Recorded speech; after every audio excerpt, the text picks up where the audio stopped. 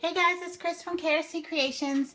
I am getting ready to make a silicone mold and embeds for my Froot Loop soap.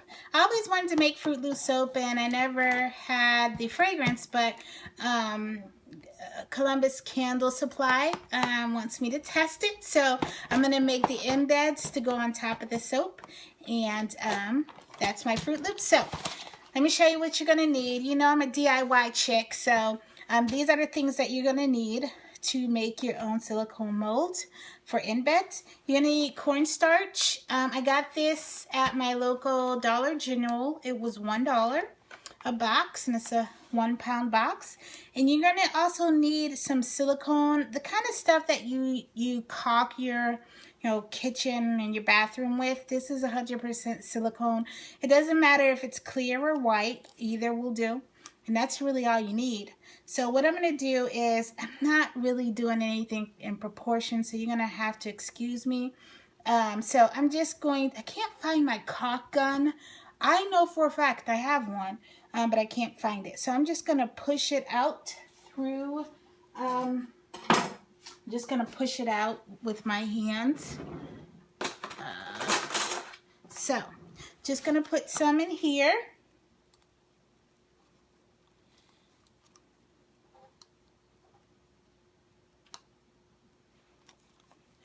See why a caulk gun is so awesome.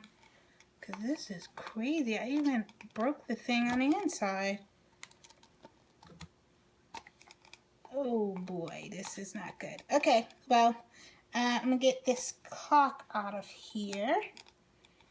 So, just getting it all over everything. So, yeah. So, I have this. Let me go get some gloves. I'll be right back. Alright, I'm back, and I was able to get some more caulk out of that gun.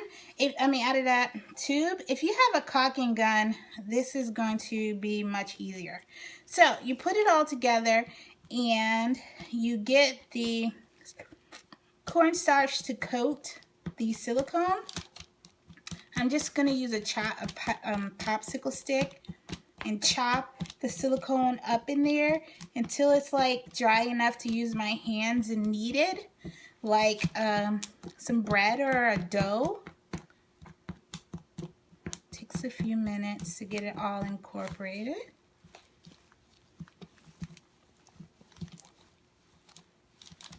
So yeah. This can be as neat or as messy as you want it to be. Right now I'm on the really messy side of things, but it's really incorporating nicely. It's going to be the consistency of like clay. I'm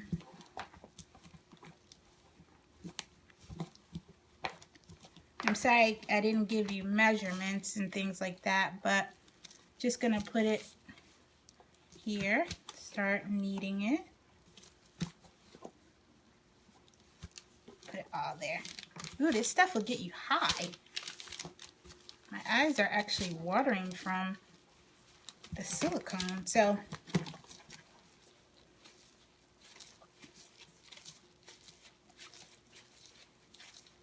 yeah. So I'm getting a nice consistency here.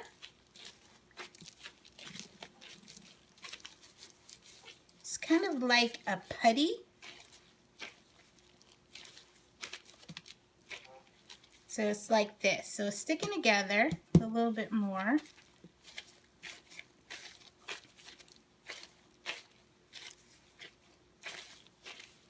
You know what I'm going to do? Just to make it a little bit softer. Be right back. I am going to give it, I'm sorry, couldn't hear me. I'm just going to give it a couple of drops of baby oil here. That'll make it a little softer. That's good. We'll get that really incorporated.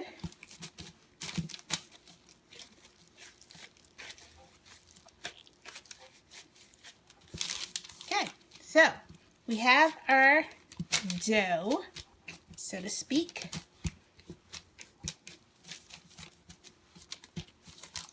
And you can make a shape out of it if you like. It doesn't really matter. It will stay the shape that you originally put it in once it cures. So I'm going to try to make it as square as possible. There we go. Take my gloves off. I'll come back to these.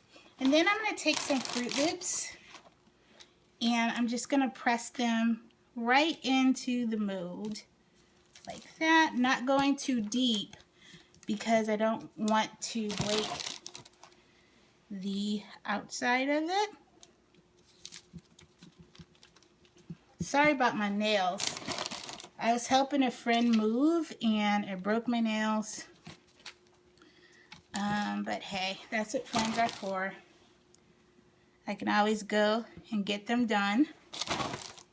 But I had fun with my friend. And that's more important. I'm going to get these all in here. Like that.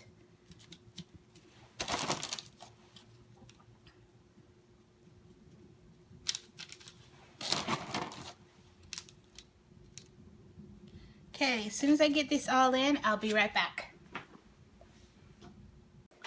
Okay, here is my mold. It's all set. You want to push it so that your mold is you think that your molding is deep enough and it's packed around it so that you get the right dimensions. So I got 15 on here, which is good.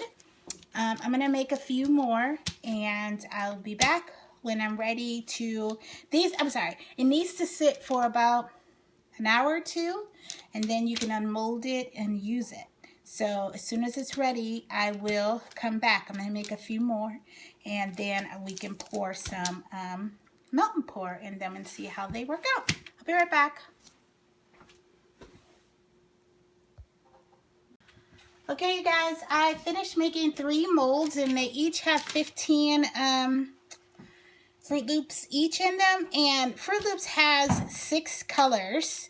So I figured if I made 3 with 15 each, I can pour 3 different colors at a time.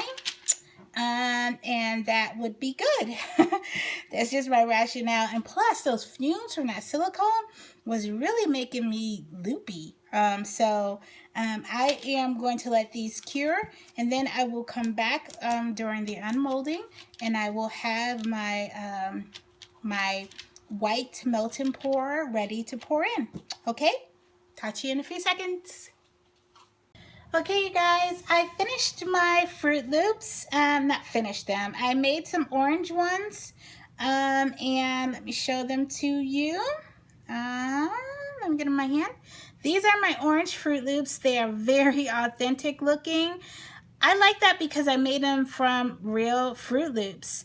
They have the texture of the Froot Loops. What I did was, let me put these aside.